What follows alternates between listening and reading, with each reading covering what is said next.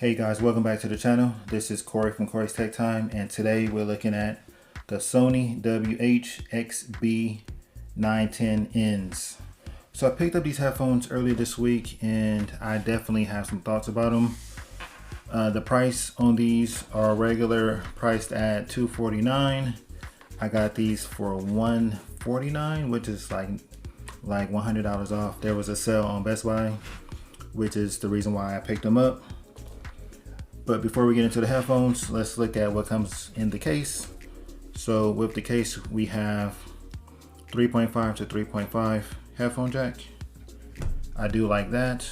Also, we get like a 3-inch, 4-inch Type-C to USB-A cable. I would prefer the cables a little bit longer than that, but that should work. The case itself is not that hard, but it will definitely get the job done. It's definitely should hold up, and it should be durable because it is quite hard. So this is a nice touch. So outside of that, we have the headphones, and as far as features, we are looking at 50 hours and 30 hours with ANC on. You also get access to the Google Assistant. And that's pretty much it. These are kind of basic, but I'll get to that in just a second. So just looking at the headphones, we have on the left cup like a function button and also the power button here. And then there's your 3.5 and your Type-C connector. On the right side, there's no buttons. However, this whole surface here is a touch surface, so you can tap to play and pause, swipe to go back and forth, and then swipe up and down to raise the volume. So as far as the build of these, I do like how it's built. It feels sturdy. However, if I do have one critique, is that they feel also kind of hollow.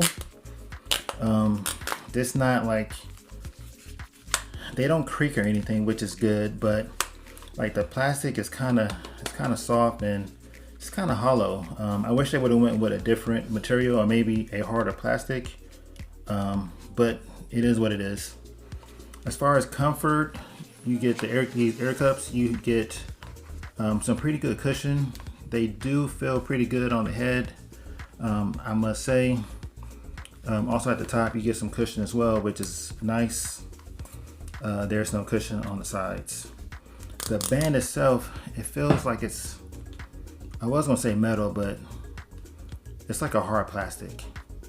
So yeah, these are just some plastic headphones. As far as the sound, in my experience with it so far, it's been nice from a sound perspective. I do like the extra bass. There's no need to turn up the bass unless you're just into bass. And then the range on them is really good as well. So I do like that. And I also like the details. The details come through nice, but some songs the bass hits really hard and you can lose those details. So that's a downfall. So I'm sure that can be adjusted in settings, but I thought I would mention that as well. Speaking of the basses as well, I noticed that some songs, I mean, these hit really hard, and the ear cups was like rattling. So I'm not sure if that's the intent, but I did not really like the fact that these cushions were like moving on my head. It didn't take away from the experience, but it was just something that I noticed. And also my first gripe, I would say, and the major gripe for me is just this touch surface over here. It just doesn't work well for me.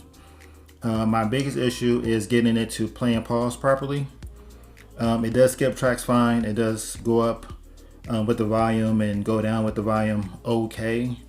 But there is some issues, and I'm not sure if it's just my unit, but for that reason, I'm pretty sure I'm going to return these because Again, this touch surface is just not consistent enough for me to use it on a daily basis.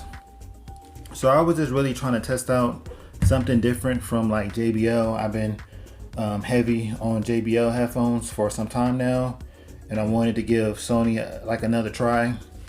And it seems like they've improved the sound, but the build and the touch controls is just a huge drawback for me. The other thing that I kind of don't like as well, and especially at this price point, there's really no features outside of the OK Google. You can do that, but you have to touch and hold on this part to get it to invoke, which is fine, and that does work pretty consistently. But there's no auto play and pause.